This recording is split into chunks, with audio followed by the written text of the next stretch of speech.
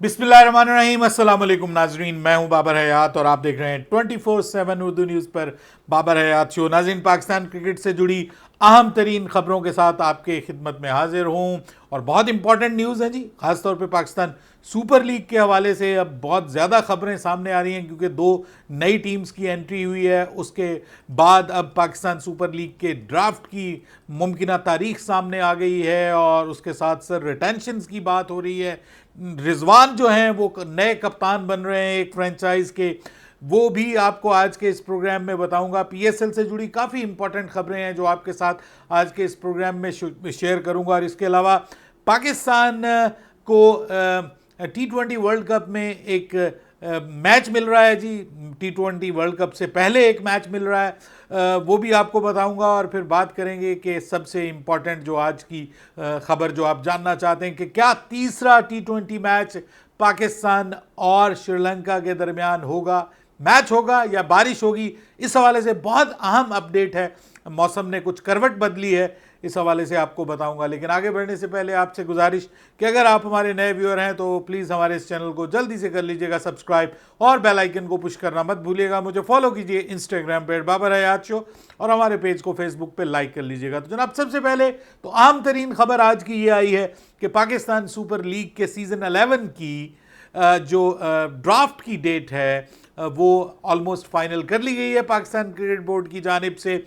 और वो डेट है 30 जनवरी, यानी 30 जनवरी 2026 को पाकिस्तान सुपर लीग का ड्राफ्ट होगा। और इस बार उसमें 6 नहीं 8 टीमें शरीक होंगी। बड़ा पाकिस्तान सुपर लीग, और ये एक मेगा ड्राफ्ट हो सकता है पाकिस्तान सुपर लीग का, क्योंकि इसमें इस बार दो नई टीमें सियालकोट और हैदराबाद दोनों शामिल हो जाएंगी। और इस हवाले से अब एक बड़ा मसला भी सामने आ रहा है और वो है प्लेयर्स रिटेंशन का। क्योंकि पहले ये होता था कि तकरीबन 8-8 प्लेयर्स हर टीम को मिलते थे रिटेन करने के लिए और हर टीम का कॉम्बिनेशन बरकरार रहता था, कोई बहुत ज़्यादा चेंजेस उनको करनी नहीं पड़ती थी और बीच में बाकी प्लेयर्स जो थे वो फ्लोट करते थे कभी एक तरफ। हाँ, आपस में ट्रेड भी होती थी एक दूसरे के साथ, वो भी खिलाड़ी आगे पीछे होते थे, लेकिन मेन जो रिटेंशन थी वो ऑलमोस्ट सेम रहती थी। लेकिन इस बार जो नई फ्रेंचाइजेज आई हैं, खासतौर पे सियालकोट की जो फ्रेंचाइज है उसके दोनों मालिक हमजा मजीद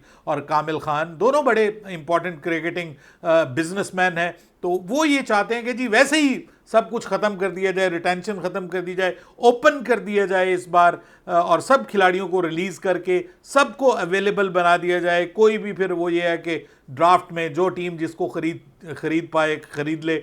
अगर ये ओपन करना था तो फिर मेरे ख्याल में ड्राफ्ट बेहतर नहीं था, फिर ऑक्शन बेहतर थी और ऑक्शन में फिर खिलाड़ियों का भी कुछ भला हो जाता। लेकिन अब ऑक्शन भी नहीं है, ड्राफ्ट है, तो ये रिटेंशन जो है वो बिल्कुल ही ख़त्म कर देना और सबको रिलीज़ कर देना ये पीसीबी के लिए पॉसिबल नहीं है और ये मुमकिन भी नहीं है और ये होना भी नहीं चाहिए, क्योंकि ये ज़्यादती हो जाएगी पिछली फ्रेंचाइजीज़ के साथ जो पिछले 10 साल से पाकिस्तान सुपर लीग के साथ जुड़ी हुई हैं और उनकी अपनी एक वैल्यू और अपनी एक इम्पॉर्टेंस है। और उन्हीं की मेहनतों की वजह से पीएसएल इस मुकाम पे पहुंची है कि इतनी महंगी ये दोनों फ्रेंचाइजीज़ जो हैं वो बिकी हैं। बहरहाल, अब होने क्या जा रहा है, पाकिस्तान क्रिकेट बोर्ड इस हवाले से इंपॉर्टेंट फैसला ये करने जा रहा है कि रिटेंशन होगी, लेकिन अब वो कोई बीच की जो सिचुएशन है, बीच का कोई मामला जो है वो सभी फ्रेंचाइजीज के साथ पाकिस्तान क्रिकेट बोर्ड इस वक्त डिस्कस कर रहा है कि जनाब कुछ ना उनकी बात मानी जाए ना आपकी बात मानी जाए, कोई दरमियानी रास्ता निकाल लिया जाए। और ख़बर ये आ रही है कि या तो 4 या फिर 3 रिटेंशन होंगी, रिटेंशन ज़रूर होंगी, 4 या 3, 4 की खबर भी आ रही है, 3 की खबर भी आ रही है। अब पीसीबी इस हवाले से जल्द ऐलान कर देगा कि इतने प्लेयर्स आप रिटेन कर सकते हैं, बाकी को आपको रिलीज करना पड़ेगा। It will be a bit tricky, but लेकिन फिर भी आप कम से कम अपने कप्तान रिटेन कर सकते हैं अगर आपने रिटेन करना है। जैसे बाबर आजम को पेशावर ज़ल्मी रिटेन कर सकता है, शाहीन शाह अफरीदी को जो है वो ऑब्वियसली शाहीन शाह अफरीदी को लाहौर कलंदर्स रिटेन कर सकता है। इसी तरह बाकी टीमें भी अपने अपने कप्तानों को रिटेन कर सकती हैं। तो और साथ में कोई 2 या 3 अपने इम्पॉर्टेंट प्लेयर्स जो उनके होते हैं हर टीम के अंदर, उनको रिटेन किया जा सकता है। जैसे विकेट कीपर है, जो वाइस कैप्टन के लेवल के प्लेयर हैं वो हैं, और या जो बहुत इंपॉर्टेंट कोई बल्लेबाज है या जो कोई बहुत इंपॉर्टेंट बॉलर्स हैं उनके पास, उनको रिटेन किया जा सकता है। लेकिन एक फेयर चांस फिर भी बन जाएगा दूसरी टीम्स के लिए, जो नई टीम्स हैं हैदराबाद और सियालकोट, उनके लिए एक फेयर चांस बन जाएगा कि वो कम से कम कुछ तगड़े प्लेयर्स अपनी टीमों में शामिल कर सकें। बहरहाल जहां तक तगड़े प्लेयर्स का ताल्लुक है तो मोहम्मद रिजवान, जो कि इस वक्त बिल्कुल आउट ऑफ टच दिखाई दे रहे हैं T20 क्रिकेट में। इवन उनको मेलबर्न की जो दूसरी टीम है, MR की जो टीम है, एक तो MS है ना, एक MR है, उसमें वो खेल रहे हैं, लेकिन वो कोई खास परफॉर्मेंस नहीं दिखा रहे। आज भी उनका मैच हुआ, उसमें उन्होंने मेरे ख्याल में 20 गेंदों के ऊपर 21 या 21 गेंदों के ऊपर 20 रन बनाए, जो मेरे ख्याल में T20 क्रिकेट को तो बिल्कुल सूट नहीं करते। उनकी अपनी टीम भी हार गई, टीम भी उनकी माठी सी है, वैसे मुस्तकिल मैच हार ही रही है। मेलबर्न स्टार्स जो है वो एक तगड़ी टीम दिखाई दे रही है, उसमें हारिस रऊफ ने अच्छी परफॉर्मेंस भी दिखाई है, वो कंटिन्यूसली अच्छी परफॉर्मेंस दिखा रहे हैं विद द बॉल। लेकिन मोहम्मद रिजवान, उनके लिए अच्छी खबर यह है कि वो सियालकोट के कप्तान बनने जा रहे हैं, ऐसा सुनने में आ रहा है। हमारे जो जराए हैं वो ये कंफर्म कर रहे हैं कि मोहम्मद रिजवान मुल्तान सुल्तान को छोड़ चुके हैं, ये तो आपके पहले ही इल्म में होगा, तो अब वो सियालकोट के कप्तान बनने जा रहे हैं। और कप्तान वो बुरे नहीं है, he is a very good captain, बस प्रॉब्लम ये है कि वो T20 के प्लेयर उस तरह से नहीं है जो आज की मॉडर्न T20 क्रिकेट है। बट लेकिन पाकिस्तान फ्रेंचाइज में और फ्रेंचाइजी क्रिकेट में, PSL में फिर भी उनका एक नाम है। तो मुल्तान सुल्तान से वो चले गए अली तरीन के जाने के बाद, और अब क्योंकि मुल्तान सुल्तान PCB के पास है और PCB से मोहम्मद रिजवान की इस वक्त बिल्कुल नहीं बन रही, तो वो सियालकोट के साथ इस वक्त अटैच्ड होने जा रहे हैं बतौर एक कप्तान के, which will be a very good news for Mohammad Rizwan at least. और क्या सियालकोट के लिए ये एक अच्छी खबर होती है या नहीं होती, ये आगे चल के पता चलेगा। बहरहाल पाकिस्तान क्रिकेट के हवाले से एक इम्पॉर्टेंट खबर ये है कि पाकिस्तान के ऑस्ट्रेलिया के साथ जो पाकिस्तान की सीरीज़ है, वो शायद आपके इल्म में हो कि अब वो 1 जनवरी तक कंक्लूड करने का प्लान किया जा रहा है। और ऑस्ट्रेलिया की टीम जो है वो 25 को ख़त्म होगी BBL, तो उसके बाद they will travel to Pakistan, और प्लान ये है कि 27 तक वो यहाँ पे पहुँच जाएं, और उसके बाद फिर 3 T20 मैचेस की सीरीज़ जो है वो 2 फरवरी तक ख़त्म कर दी जाए, और टीमें उसके फ़ौरन बाद श्रीलंका पहुंच जाएं।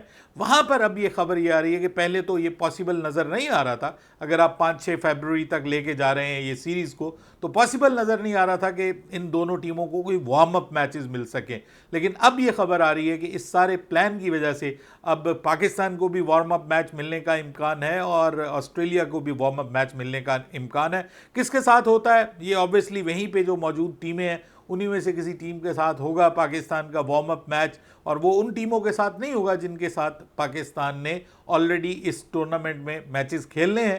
तो मेरे ख्याल में दूसरे ग्रुप के जो टीमें हैं, श्रीलंका वाला, ऑस्ट्रेलिया वाला ग्रुप, उसमें से किसी टीम के साथ हो सकता है, जिम्बाब्वे के साथ हो सकता है, आयरलैंड के साथ हो सकता है, इनमें से किसी टीम के साथ हो सकता है पाकिस्तान का warm up match. But Pakistan को एक वार्म अप मैच मिलने जा रहा है, लेकिन उस वार्म अप मैच से पहले पाकिस्तान को और जो श्रीलंका के खिलाफ सीरीज़ है उसमें तीसरा T20 इंटरनेशनल मैच खेलना है, जो ऑब्वियसली अब चंद घंटों की दूरी पे है। और इस मैच में पाकिस्तान क्या मैच खेल पाएगा, ये सबसे बड़ा सवाल है, क्योंकि दूसरा मैच बारिश की नज़र हो गया और हम वो देख नहीं पाए कि जो हम देखना चाहते थे कि भाई पाकिस्तान की टीम में क्या कोई तब्दीलियाँ होंगी, क्या उस्मान तारिक आएंगे, क्या जो है वो जो अब्दुल समद है उनको मौका दिया जाएगा, ख्वाजा नाफे को मौका दिया जाएगा। तो अब दूसरा मैच तो वॉश आउट हो गया, तीसरा मैच है। और तीसरे मैच के हवाले से अच्छी खबर यह है कि मौसम जो है वो कुछ बेहतर होता हुआ दिखाई दे रहा है। ख़ास तौर पे मैच के दौरान जो मैच के औकात हैं उनमें बिल्कुल कोई बारिश दिखाई नहीं दे रही, कोई चांसेस नहीं है बारिश के। और दिन में बारिश के चांसेस हैं आफ्टरनून में, लेकिन इवनिंग जो है और इवन नाइट में बारिश के कम चांसेस हैं। 11-12 बजे के बाद बारिश के चांसेस हैं, लेकिन उस वक्त तक ये मैच ऑलरेडी हो चुका होगा, क्योंकि वहाँ के मेयारी वक्त के मुताबिक जो है वो 6:30 बजे के करीब अगर मैच स्टार्ट होना है तो उसके बाद फिर इतनी देर में मैच ख़त्म हो जाता है। तो अगर जो बारिश भी है वो भी बहुत कम मिकदार में बताई गई है, बहुत ही लाइट सी बारिश है, और उम्मीद ये जाहिर की जा रही है कि ये तीसरा T20 मैच जो है ये कम से कम हो पाएगा। और आई थिंक सो कि पाकिस्तान को इसमें मुकम्मल तब्दीलियां करनी चाहिए। बेंच पे अपने जो प्लेयर्स हैं उनको इस मैच में खेलने का मौका मिलना चाहिए, क्योंकि पाकिस्तान अब ये सीरीज़ हार नहीं सकता। ज़्यादा से ज़्यादा ये सीरीज़ बराबर हो जाएगी अगर पाकिस्तान ज़्यादा ही आउट ऑफ द बॉक्स जाएगा। तो ये सीरीज़ पाकिस्तान अगर प्लेयर क्लिक नहीं करते, नए प्लेयर क्लिक नहीं करते, तो फिर ये ज़्यादा से ज़्यादा ये होगा पाकिस्तान ये सीरीज़ बराबर हो जाएगी। तो it won't make a difference अगर आप at the cost of preparation कुछ चेंजेस करते हैं और आप मैच हार भी जाते हैं, तो no one will say anything. और मेरे ख्याल में चांस मिलना चाहिए उस्मान तारिक को, हमें देखना चाहिए T20 वर्ल्ड कप से पहले कि यहाँ की कंडीशंस में वो कैसा परफॉर्म करते हैं। फिर उसके बाद नसीम शाह को एक मैच मिलना चाहिए for the warm up before T20 world cup, क्योंकि आगे चल के अगर ऑस्ट्रेलिया के खिलाफ सीरीज़ में हारिस रऊफ़ और वापस आ गए शाहीन शाह अफरीदी, तो फिर शायद नसीम शाह के लिए मैच मुश्किल हो जाएगा। और फिर ख्वाजा नाफे प्लस अब्दुस समद, इनको भी हम देखना चाहेंगे। तो उम्मीद करते हैं कि अगर ये मैच हो जाता है, जिसके अब बहुत ज़्यादा चांसेस दिखाई दे रहे हैं, तो उम्मीद करते हैं कि फिर इंशाल्लाह पाकिस्तान कुछ तब्दीलियां करेगा and it will be good for Pakistan team before T20 cricket to understand the conditions in Sri Lanka. बहरहाल जितने ये प्लेयर खेल चुके हैं श्रीलंका में, मेरे ख्याल में कोई फ़र्क तो नहीं होना चाहिए, लेकिन कुछ जो नए प्लेयर्स हैं उनको आजमाने के लिए ये एक अच्छा मौका है। बहरहाल बांग्लादेश डटा हुआ जी अपनी बात पे, वो कह रहे हैं कि हम कोई चेंज नहीं करने जा रहे, आईसीसी को अपना स्टैंस जो है वो चेंज करना पड़ेगा। नजमुल हसन शांतो ने भी अजीब कंफ्यूज सा बयान दिया है, ना वो इधर के हैं ना वो उधर के हैं, ना वो खुश हैं ना वो परेशान हैं, बल्कि वो टेंशन में है। बल्कि वो कह रहे हैं कि मुझे तो समझ नहीं आ रही कि हमारे साथ हो क्या रहा है। और इस दौरान वो अमीनुल इस्लाम बुलबुल साहब जो हैं वो बुलबुल की तरह फुर करके उड़ के सामने आए और उन्होंने कहा कि हम अपना स्टैंस नहीं बदलेंगे, आईसीसी को ही अपना स्टैंस बदलना पड़ेगा। तो अब देखते हैं आगे चल के, ये मामला भी एक साथ में चल रहा है, ये किस करवट बैठता है। उधर से इंडिया न्यूजीलैंड के खिलाफ भी सीरीज़ का आगाज़ हो रहा है कल से, उसमें भी सबकी निगाहें होंगी। इन तमाम मौज़ूआत पर बात करते रहेंगे। जाते जाते आपसे गुजारिश कि आप मुझे फॉलो कीजिए इंस्टाग्राम पे @बाबर-हयात-शो, और अगर कोई सवाल है तो ज़रूर पूछिए, मैं आपके सवालात का जवाब दूंगा। बाबर हयात को इजाज़त दीजिएगा। अल्लाह हाफ़िज़।